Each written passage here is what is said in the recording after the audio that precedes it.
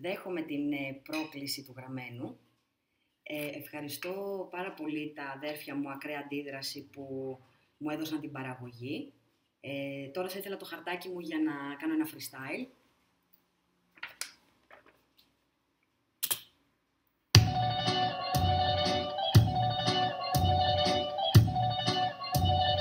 Εγώ λέω η τέχνη είναι μία. Έτσι λέω.